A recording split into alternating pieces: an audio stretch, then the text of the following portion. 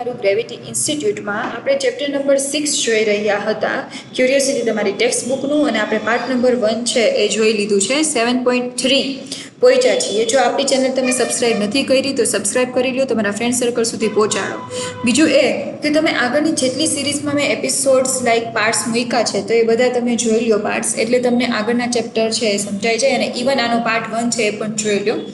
અને ન સમજાય તો પાછું વિડીયો છે એ તમે રિપીટ કરી શકો છો, એટલે તમને ઇઝીલી સમજાઈ જશે. બહુ ઇઝી ચેપ્ટર છે.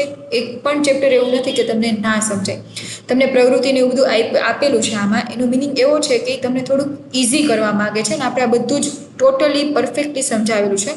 કોઈ પણ તમને વસ્તુ નથી સમજાતી તો તમે મને કોમેન્ટમાં પૂછી શકો છો. પણ પહેલાં તમે છે એ આપણી ચેનલને સબસ્ક્રાઈબ કરો અને લાઇક કરો.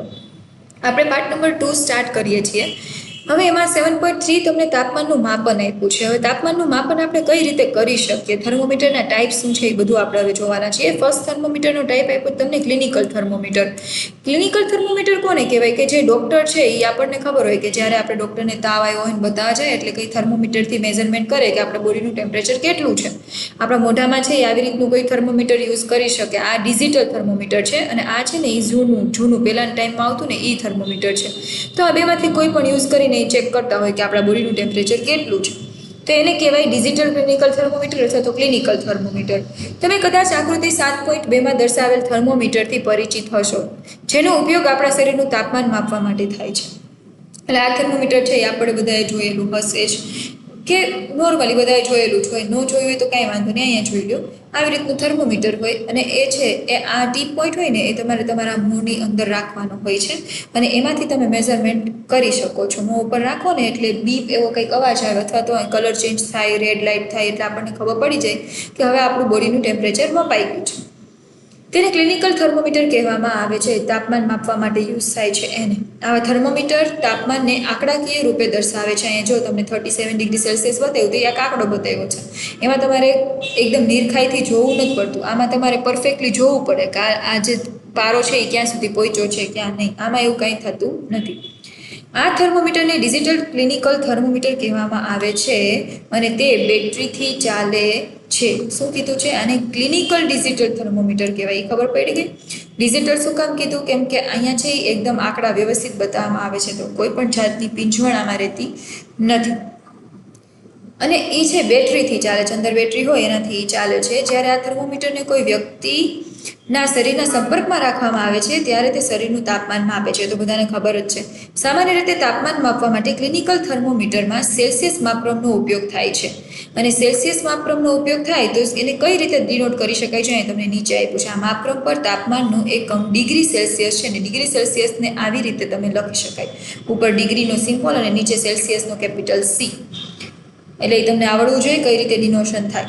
હવે શું કીધું છે અહીંયા યલો કલરના બોક્સમાં? ચાલુ જોઈએ. અગાઉ શરીરનું તાપમાન માપવા માટે પારાના થર્મોમીટરનો ઉપયોગ થતો હતો. આ થર્મોમીટર છે ને પારાવાળું છે. અહીંયા જો પારો છે ધીરે ધીરે આ ઉપર ચડશે. પરંતુ પારો એક અત્યંત ઝેરી પદાર્થ છે.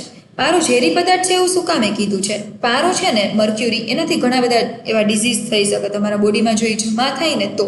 હવે આપણને એમ થાય કે આપણા બોડીમાં કઈ રીતે જમા થઈ શકતું હશે, અને એ ડિઝીઝનું નામ તમને કહી દઉં. મિનામાટા કરીને શાયદ એક એવો ડિઝીઝ હતો કે જે મર્ક્યુરીથી થાય છે. જાપાનમાં એવું જ થયું હતું. જાપાનમાં મિનામાટા ડિઝીઝ બહુ ફેલાણ હતું, બિકોઝ ઓફ કે ત્યાંની ફેક્ટરીએ છે ને શું કર્યું હતું કે જેટલો પણ મર્ક્યુરીનો કચરો હતો ને એ પાણીમાં નાખ્યો, ઓશિયનમાં. કેમ કે એની ફરતી કોર ઓશિયન છે આપણને ખબર છે. ઓશિયનમાં છે એ માછલી ખાતી હતી, કન્ઝ્યુમ કરતી હતી મર્ક્યુરી છે. હવે એ મર્ક્યુરી એનામાં ભેગું થાય તો એ માછલીને કન્ઝ્યુમ કોણ કરવાનું છે? આપણા જેવા હ્યુમન બિંગ્સ જ કરવાના છે.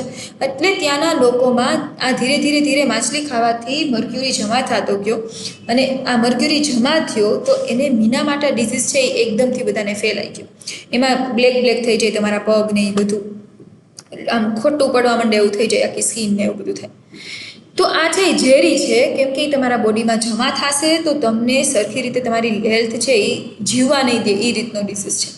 જો થર્મોમીટર આકસ્મિક રીતે તૂટી જાય તો તેનો નિકાલ કરવો મુશ્કેલ છે. જો આ તૂટી જાય, અહીંથી ક્યાંયથી મર્ક્યુરી પડી ગયો, પાણીમાં જમા થયો, તો તમને આમાં કોઈ પણ જાતનું એવું નહીં થાય કે તમને સેફ્ટી ફીલ થશે આ તે, પણ તમને અમુકનું શું થશે, તમારી બીમાર પડવાની શક્યતાઓ બધી વધી જશે. ગટર આ તે બધું પાણીમાં મિક્સ થાય એટલે બીમાર પડવાની શક્યતા વધે. ડિજિટલ થર્મોમીટરમાં આવું કોઈ જોખમ નથી, અને તેમાં ડિસ્પ્લેના જે અંકો છે એ પણ વાંચવા સરળ છે.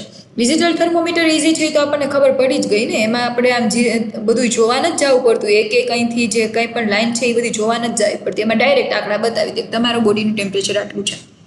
તેથી પારાના થર્મોમીટરનું સ્થાન હવે ડિજિટલ થર્મોમીટર લઈ રહ્યા છે. અત્યારે તમે બધે જાઓ ને તો બધા પાસે મોસ્ટલી ડિજિટલ થર્મોમીટર જ હોય. ડિજિટલ થર્મોમીટરમાં ગરમીના સેન્સરની મદદથી તાપમાન નક્કી કરવામાં આવે છે. જે આ ડિજિટલ થર્મોમીટરનો ટીપ પોઈન્ટ હોય ને અહીંયા, એમાં ગરમીનું સેન્સર આવેલું હોય, એટલે એ શું કરશે, તમારા જીભ નીચે જ્યારે તમે રાખશો ને એટલે એ શું સેન્સર એક્ટિવેટ થઈ જશે અને તમારા બોડીનું ટેમ્પરેચર છે એ મેઝર કરી લેશે. હવે કંઈક આપ્યું છે, આ છોકરો કંઈક બોલે છે. COVID-19 મહામારી દરમિયાન કેટલાક ખાસ પ્રકારના થર્મોમીટરનો ઉપયોગ કરવામાં આવ્યો હતો જે દૂરથી વ્યક્તિનું તાપમાન માપી શકતા હતા. તે કયા થર્મોમીટર હતા? હવે તમે જોયું હોય તો તમારા મમ્મી પપ્પા ભેગા ગયા હોય અથવા તો તમારા બોડીનું ચેકઅપ કરવા આયુર્વેદવાળા કે એ રીતે આવ્યા હોય, લાઈક પ્રાથમિક શાળામાંથી ને એમાંથી આવતા હોય ને બધા, કે કોઈને છે COVID-19 આ તે ઘણા એવા હતા કાર્યક્રમ ગોઠવાતા. તો હવે શું થાય છે, એ લોકો શું કરતા ખબર, આવી રીતે ગનનો યુઝ કરતા. જો અહીંયા ડ્રો કરેલી આપી છે, એ દૂરથી જ તાપમાનનું મેઝરમેન્ટ કરી લેતા. આ ગનમાંથી કંઈક એવા રેસ બહાર નીકળે અને એ રેસ પાછા ત્યાં અથડાઈને પાછા ગન પાસે આવે અને તમારા બોડીનું ટેમ્પરેચર છે એ ડિટેક્ટ કરી લે. હવે આને શું કહેવાય, જો અહીંયા આપ્યું છે આન્સરમાં, તે બિન સંપર્કીય થર્મોમીટર છે. એટલે તમારે સંપર્ક એટલે કે કોન્ટેક્ટ કરવાની જરૂર ન પડે, ટચ પણ ન કરવું પડે, દૂરથી તમે માપી શકો, જેને ઇન્ફ્રારેડ થર્મોમીટર પણ કહેવામાં આવે છે. આ ખાસ યાદ રાખજો, 1 માર્ક્સમાં પૂછાઈ શકે. આવા થર્મોમીટર વ્યક્તિના શરીરને સ્પર્શ કર્યા વગર તાપમાન માપી શકે છે અને આ રીતે રોગ ફેલાવાનું જોખમ ઘટાડી શકાય છે. એટલે આનાથી શું થાય કે તમે કોઈના બોડીને ટચ ન કરો તો ઓબ્વિયસ છે કે તમને કોઈ પણ જાતનો ડિઝીઝ એટલે કે રોગ થવાની સંભાવના નથી રહેવાની. એટલે દૂરથી છે આવું બધું કરવામાં આવતું. પ્રવૃત્તિ નંબર 7.2 આપ્યું છે, ચાલો માપન કરીએ. ચાલો હવે શરીરનું તાપમાન માપવા માટે ડિજિટલ ક્લિનિકલ થર્મોમીટરનો ઉપયોગ કરીએ. હવે ડિજિટલ જે થર્મોમીટર છે એનો આપણે ઉપયોગ કરવાનો છે. હવે શું કરવાનું છે, તમે તમારા તાપમાન, પોતાનું તાપમાન અને તમારા મિત્રોનું તાપમાન પણ આનાથી માપી શકો છો. તમે તમારા મિત્રો સાથે વાત કરીને શોધી કાઢો કે કોણ તેમના શરીરના તાપમાનનું માપન તમારી પાસે કરાવવા ઈચ્છે છે. એટલે પોતાના બોડીનું માપન છે તાપમાનનું, એ કોણ કોણ કરવા માંગે છે, આડાવડું તમારે બધાનું કરવાનું છે. અને નીચે એક કોષ્ટક આપ્યું છે, એમાં નોંધ કરવાની છે. તમારા હાથ અને ડિજિટલ થર્મોમીટરનો અગ્રભાગ સાબુ અને પાણીથી ધોવાનો છે, એ ખાસ ધ્યાન રાખવાની છે. અહીંયા જેટલી પણ સાવચેતી આપી છે ને એ એક વખત વાંચી લેજો, એમાં કંઈ નથી. શું આપ્યું છે ચાલો હું તમને કહી દઉં. સાવચેતીમાં શું આપ્યું છે કે થર્મોમીટરની સૂચના માર્ગદર્શિકા વાંચ્યા પછી તેનો ઉપયોગ કરવાનો છે, એને બહુ પાડવાનું ને એવું બધું નથી, એનું ધ્યાન રાખવાનું છે. થર્મોમીટરનો ઉપયોગ કરતાં પહેલાં તમારે શું કરવાનું છે, એનો અગ્રભાગ સાબુ અને પાણીથી ધોવાનો છે. એટલે આગળનું જે ટીપ પોઈન્ટ હોય ને આવો અહીંયા છે આપણા ક્લિનિકલ થર્મોમીટરમાં છે, તો એને તમારે સાબુ અને પાણીથી શું કરવાનું છે, ધોવાનું છે. અને ધોતી વખતે ડિસ્પ્લે જેવા ડિજિટલ ભાગ ઉપર પાણી છે એ ન અડે એનું ધ્યાન રાખવાનું છે. ડિસ્પ્લેવાળો ભાગ એટલે ખબર પડે જેમાં તમને આંકડા બતાવે એ. થર્મોમીટરને ટોચથી પકડી રાખવાનો નથી, મીન્સ ટોચ એટલે કે આવડી આ જે ભાગ છે ત્યાંથી નથી પકડવાનો, અહીંથી પકડવાનો છે. થર્મોમીટરને આવી રીતે તમે ધ્યાન રાખી શકો. થર્મોમીટરનું રીસેટ બટન દબાવીને થર્મોમીટરને રીસેટ કરો. હવે એનું રીસેટ બટન દબાવવાનું છે અને પછી એને રીસેટ કરવાનું છે. 0 આવી જાય પછી તમારે તમારા માઉથમાં રાખવાનું છે, એટલે જીભની નીચે પછી એને રાખીને મોઢું બંધ કરી દેવાનું છે. થર્મોમીટરનો આગળનો ભાગ જીભની નીચે રાખ્યા પછી બીપનો અવાજ આવે અથવા તો પ્રકાશનો ઝબકારો થાય તો ત્યાં સુધી તમારે રાહ જોવાની છે. બીપનો અવાજ આવશે અથવા તો પ્રકાશ રેડ કલરની, લાઇટ બ્લુ કલરની કે કોઈ પણ થર્મોમીટરમાં બધામાં અલગ અલગ હોય તો એ રાહ જોવાની છે. જો એવો અવાજ આવે એ ભેગું તમારે થર્મોમીટર મોઢામાંથી કાઢી લેવાનું છે. મોઢામાંથી થર્મોમીટર કાઢી લો અને ડિજિટલ ડિસ્પ્લે પર તાપમાન વાંચો. કેટલું તાપમાન આપ્યું છે, ટેમ્પરેચર, એ તમારે જોવાનું છે. અને એ તમારે કોષ્ટક 7.1 છે એમાં નોંધણી કરવાની છે. થર્મોમીટરનો અગ્રભાગ સાબુ અને પાણીથી સાફ કરવાનો છે અને પછી તમારા બીજા કોઈ મિત્રને આપવાનું છે, પછી ત્રીજા મિત્રને, ચોથા, એમ કરીને બધાના તાપમાનનું અવલોકન તમારે લેવાનું છે. જે આપણે કોષ્ટક અહીં નીચે આપ્યું છે એમાં બધામાં કંઈક ને કંઈક વેરિએશન હશે, કોઈને ફિક્સ ટેમ્પરેચર હશે નહીં. હવે શું કીધું છે જો, તંદુરસ્ત એટલે કે સ્વસ્થ માનવ શરીરનું સામાન્ય તાપમાન 37 ડિગ્રી સેલ્સિયસ હોય છે. આ યાદ રાખજો, મોસ્ટ IMP છે, મોસ્ટ IMP. 1 માર્ક્સમાં પૂછી શકાય. 37 ડિગ્રી તાપમાન છે એ બધા બોડીનું હોવું જોઈએ. પરંતુ શું આ પ્રવૃત્તિમાં તમને જોવા મળ્યું કે દરેક વ્યક્તિના શરીરનું સામાન્ય તાપમાન 37 ડિગ્રી સેલ્સિયસ હતું, અથવા તમે જાણ્યું કે કેટલીક વ્યક્તિના શરીરનું તાપમાન સામાન્ય તાપમાનથી થોડું વધારે અથવા થોડું ઓછું હતું? જો બધાય પણ જેટલા પણ વ્યક્તિનું તમે મેઝરમેન્ટ કરશો બધાયનું સેમ હશે નહીં. કોકને થોડુંક 5 પોઈન્ટ ઉપર હશે, 5 પોઈન્ટ નીચે હશે. બધાને અલગ અલગ હોઈ શકે છે, ક્યારેય સેમ હોતું નથી. દરેક વ્યક્તિનું તાપમાન 37 ડિગ્રી સેલ્સિયસ ન હોઈ શકે. જેને આપણે સામાન્ય તાપમાન કહીએ છીએ તે હકીકતમાં સ્વસ્થ વ્યક્તિઓના વિશાળ સમૂહના શરીરનું સરેરાશ તાપમાન છે. એટલે તમે જે આ તાપમાનની ગણતરી કરો છો, જે 37 ડિગ્રી, એ બધાનું સરેરાશ તાપમાન લીધું છે કે આટલું બધાને એવરેજ આવે છે, જે હેલ્ધી પર્સન હોય એની વાત થાય છે. તેથી સંપૂર્ણપણે સ્વસ્થ વ્યક્તિનું સામાન્ય તાપમાન 37 ડિગ્રી સેલ્સિયસથી થોડું અલગ હોઈ શકે છે, થોડુંક વધારે, થોડુંક ઓછું પણ હોઈ શકે છે.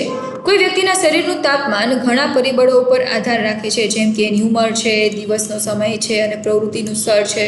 તો આ ઘણી બધી વસ્તુ છે એ એમાં ઇમ્પેક્ટ લઈ આવે છે. ઉંમરને પ્રમાણે તાપમાન વધારે ઓછું હોઈ શકે, ફિઝિકલ એક્ટિવિટી, આ તે ઘણી બધી વસ્તુ છે એ તમારા બોડીના ટેમ્પરેચરને ઇમ્પેક્ટ લઈ આવે છે.